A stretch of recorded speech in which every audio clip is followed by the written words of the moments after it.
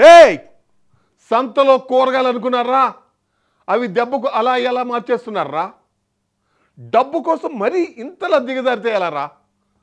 ఓ doctor సాబ్, sorry సాబ్ కాదు, పైసల కోసం కక్కుర్తిపడే తెల్ల కోటు వేసుకున్న డబ్బుగాళ్ళు. కొందరు వైద్యులు వైద్యాన్ని ఫ్రీగా అందిస్తుంటే మరికొందరు డబ్బులే మెయిన్ టార్గెట్గా వైద్యం అనే ముసుగులో దోచుకుంటున్నారు.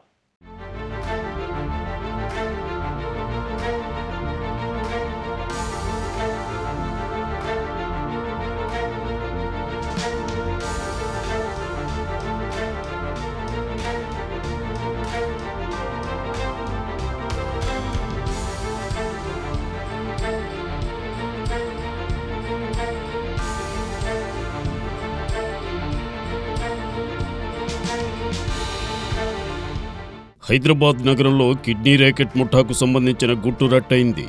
బయటకు సాధారణ ఆసుపత్రిలో ఉంటుంది, లోపల మాత్రం కిడ్నీ మార్పిడి ఆపరేషన్లు చేస్తున్నట్లు అధికారుల తనిఖీల్లో బయటపడింది.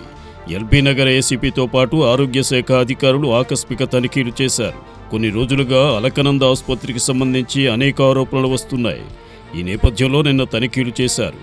ఈ తనిఖీల్లో షాకింగ్ విషయాలు వెలుగు చూశాయి.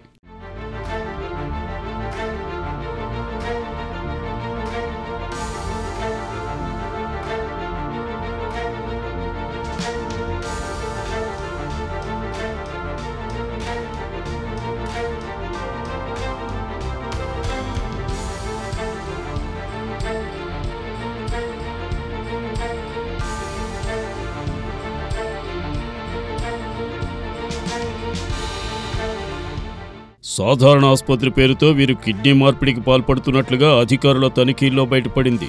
గతంలో ఇలానే కిడ్నీ మార్పిడి చేస్తున్న సమయంలో ఓ మహిళ చనిపోయింది. అయితే గుట్టు చప్పుడు కాకుండా ఆ ఘటనను తెరమరుగు చేసే ప్రయత్నం చేశారు. సుమారుగా వందలాది మందికి ఈ ఆసుపత్రిలో కిడ్నీ మార్పిడి ఆపరేషన్లు చేసినట్లు తెలుస్తోంది.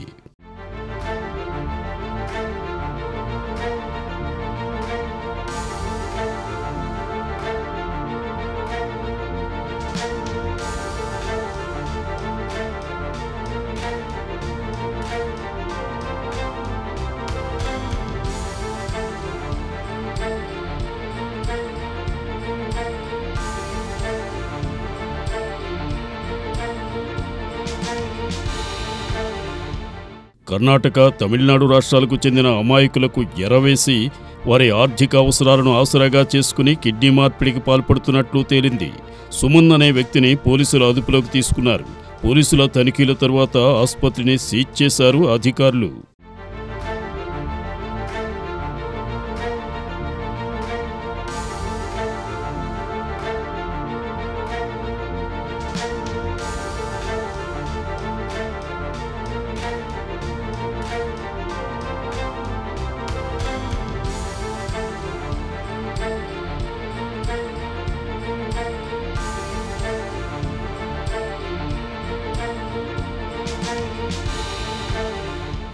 కిడ్నీ ర్యాకెట్ దందాపై తెలంగాణ వైద్య ఆరోగ్య శాఖ సీరియస్ అయింది. దీనిపై నిజ నిర్ధారణ కమిటీ వేసింది. ఉస్మానియా ఆసుపత్రి మాజీ సూపరింటెండెంట్ నాగేందర్ నేతృత్వంలో కమిటీ ఏర్పాటు చేసింది. ఈ కమిటీ ఆసుపత్రికి వెళ్లి విచారణ చేపట్టింది. సరూర్ నగర్లోని అలకనంద ఆసుపత్రి సాధారణ ఆసుపత్రి. ఈ హాస్పిటల్లో 9 బెడ్స్ ఉన్నాయి. ఈ మేరకు పర్మిషన్ తీసుకున్నారు. అయితే ఎలాంటి అనుమతులు లేకుండా 30 పడకలకు విస్తరించారు.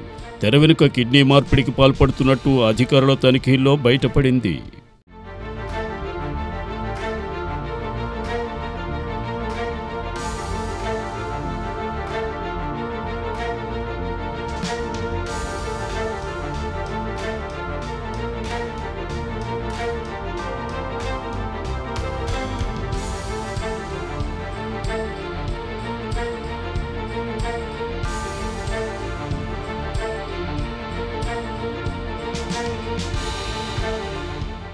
గతంలోనూ ఈ ఆసుపత్రిపై అనేక ఆరోపణలు ఉన్నాయి.